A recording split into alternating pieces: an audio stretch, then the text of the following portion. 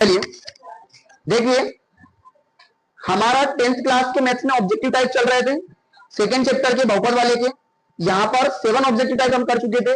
एक वाला objective type देखते हैं, उसमें क्या लिखा है किसी बहुपद px के शून्यक उस बहुपद के आरेख के निम्नलिखित पर प्रतिच्छेदन के कुल बिंदुओं की संख्या के बराबर होते हैं।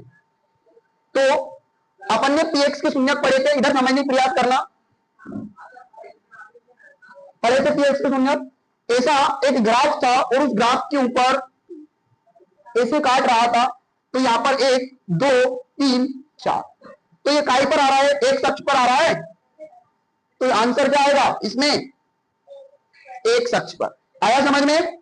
ठीक, चलिए एक वाला क्वेश्चन अपन देखेंगे। नेक्स्ट ऑब्जेक्टिव टाइप हम देखेंगे।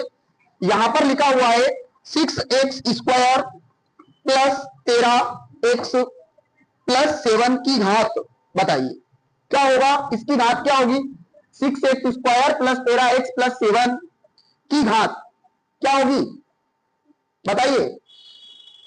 बहुपद की अधिकतम घात ही उसकी घात कहलाती है, तो क्या होगी इसकी घात।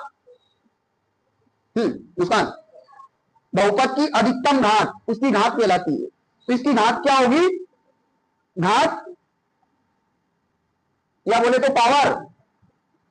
ठीक, अगर मान लो यहां पर ये लिखा होता है x की पावर 3, तो इसकी घात कितनी हो जाती, कितनी होती घात, 3 हो जाती। ठीक है, चलिए नेक्स्ट अगला देखेंगे। यहां बहुपद x square plus 10x plus 24 के शून्यकों का गुणनफल होगा, क्या बताना है, शून्यकों का गुणनफल बताना है। इधर देखें, डायरेक्ट सोल्व करने का तरीका देखिए कैसे होगा, शून्यकों का गुणनफल बताना है। देखिए यहां क्या लिखा हुआ है, x square plus 10x plus 24, यही है शून्यकों का गुणनफल बताना है। तो देखिए a बराबर तो क्या हो गया 1, b बराबर क्या हो गया 10 और c बराबर क्या हो गया 24। अब हमें पता है कि शून्यकों का योग बराबर क्या होता है, अल्फा प्लस बीटा बराबर होता है माइनस बी बटे ए।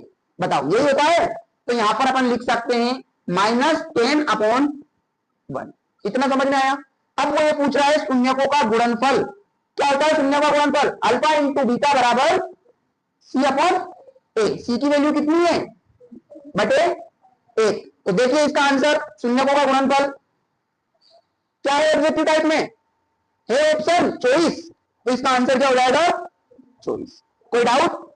नेक्स्ट ऑब्जेक्टिव टाइप, निम्नलिखित में से कौन सा बहुपद नहीं है, निम्नलिखित में से कौन सा बहुपद नहीं है, तो इसका आंसर होगा सी वाला।